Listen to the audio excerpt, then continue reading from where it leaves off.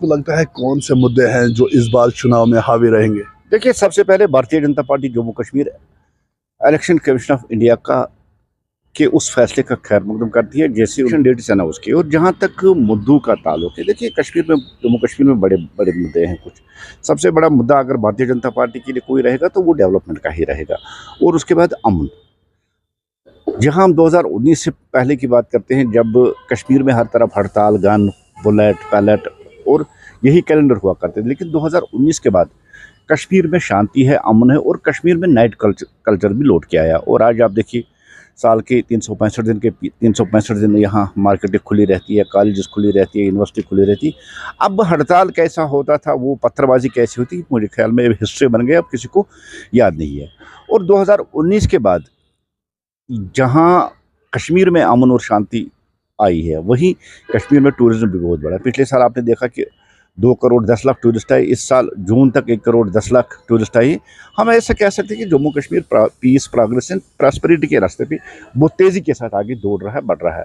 और मुद्दों की बात है, देखिए अनएम्प्लॉयमेंट यहाँ जम्मू कश्मीर में है, वो एक मुद्दा है। दूसरा मुद्दा, मैंने कहा कि भारतीय जनता पार्टी के लिए सबसे बड़ा मुद्दा ये रहेगा कि एक तो डेवलपमेंट, चाहे वो एलजी इंतजाम के थ्रू या जो पंचायत राज की तीनों बेटर उनके थ्रू बहुत ज़्यादा डेवलपमेंट कश्मीर में, बड़े बड़े प्रोजेक्ट्स है, सड़कें, रेल, पुल, टनलें, सब कुछ यहाँ आया। ये भी एक मुद्दा है। और दूसरा मुद्दा पीस का है। और भारतीय जनता पार्टी चाहती है कि जो 70 सालों से यहाँ जो बेकारी और बेरोजगारी जो चली आ रही थी, उस पर कहीं ना किसी तरीके से काबू पा के यहाँ के यूथ को एम्प्लॉयमेंट मिले। ये सबसे बड़ा मुद्दा यहाँ रहेगा।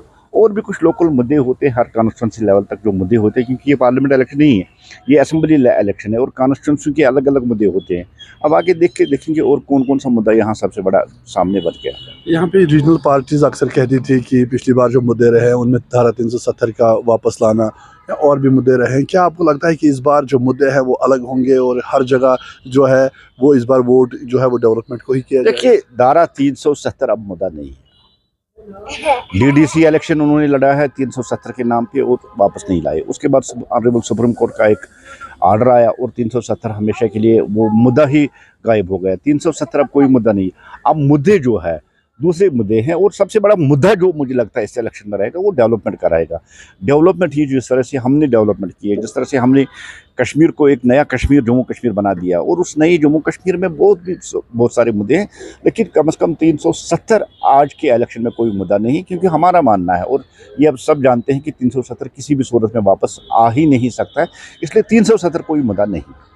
2019 के बाद 370 खत्म हुआ और 370 के रहते हुए जम्मू कश्मीर में न तो डेवलपमेंट हुआ करती थी और न टूरिज्म इस तरह बढ़ते। और जो हालात वैसे थे कि कभी ग्रेनेड लाल चौक में, कभी बम, कहीं तो ऐसे हालात थे कि लोग डरते थे आने से। और सबसे बड़ी बात है, देखिए आज अगर भारत जोड़ो यात्रा होती है 72 साल के बाद, 33 साल के बाद, राहुल जी का सपना अगर पूरा होता कि लाल चौक में आकर वो झंडा तिरंगा लहराए, वो तो 370 के बाद ही पॉसिबल हुआ। जिस तरह से हमने अमन यहाँ कायम किया, हम कांग्रेस की तरह हमने टुकड़ों में अमन नहीं खरीदा, 15 दिन 20 दिन रुपया देकर हमने अमन नहीं खरीदा, हमने अमन इंस्टॉल किया है। और ये 370 खत्म होने के बाद पॉसिबल हुआ है कि जम्मू कश्मीर में इस तरह अमन है। और हमने हालात ऐसे बनाए कि आपने देखा कि पार्लियामेंट इलेक्शन में 62% कहीं पोलिंग हुई, कहीं 65% पोलिंग हुई।